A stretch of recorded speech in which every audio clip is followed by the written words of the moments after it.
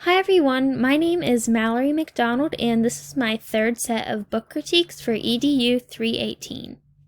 The first book we have is titled Outside In by Deborah Underwood. I really enjoyed this book because of its stunning watercolor images of the young girl and her experiences with nature. The second book in this set is titled Tar Beach by Faith Ringgold. I love this book because it shows how magical a child's imagination can truly be and how it can create truly vivid experiences for them. The next book is A Splash of Red by Jen Bryant.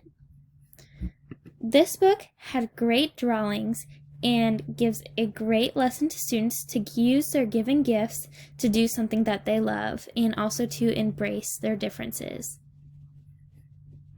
The next book is Thank You Omu by Oj Mora. This book has beautiful images within that really add to the story. I also feel like this is a great resource to introduce acts of service and sharing to young students. This book shows that both things are done out of love for one another. Now we have The Watermelon Seed by Greg Pizzoli. This was such a fun story to read. I feel like this book will really get young kids laughing and giggling the whole time it's read to them. Plus, this also debunks the watermelon seed myth that so many kids worry about while they're eating watermelon. Next up is Why Mosquitoes Buzz in People's Ears by Virna Ardema. This is a great traditional tale that is known across many cultures. I had actually never heard this story before, so when I learned the reason why mosquitoes buzz in people's ear at the end, it made me giggle. Next up is A Poke in the Eye by Paul Janksko. This collection of poetry was really amusing to read. I love that the poems were turned into images to create concrete understanding of what the poet is saying. It was fun to look at the images and see the illustrations and the text playing off of one another. Finally, we have our feature text titled Funny Bones, Posada and His Day of the Dead Calaveras by Duncan Tonatua. Funny Bones is about an artist called Posada and his journey to becoming an artist. This book features the styles of his famous lithograph prints that he created while he lived in Mexico. His art is still celebrated on the Day of the Dead by people in Mexico and worldwide. I chose this book as my feature text because it is so rich in content.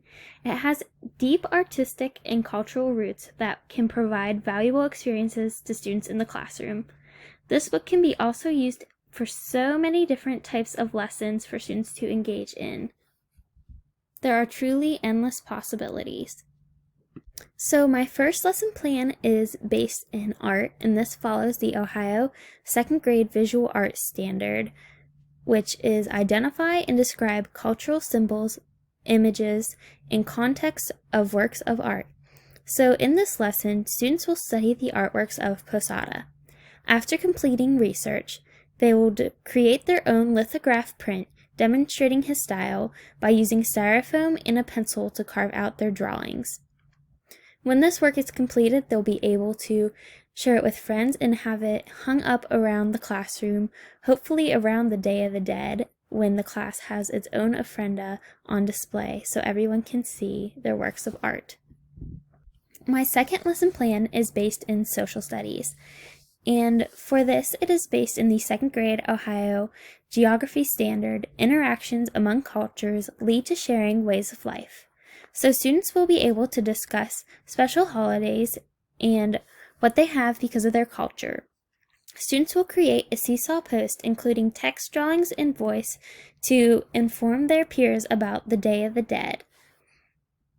When they are completed, students will post their journal to their classroom seesaw page, and they will be able to view each other's different findings from their research and drawings and what they have all created. They will also be able to give feedback and share different ideas with one another to further build onto this activity. So now I'm going to go ahead and take you to the seesaw artifact. So here is my Day of the Dead research artifact that I created, and it has the title of my work and also a picture to go along with it.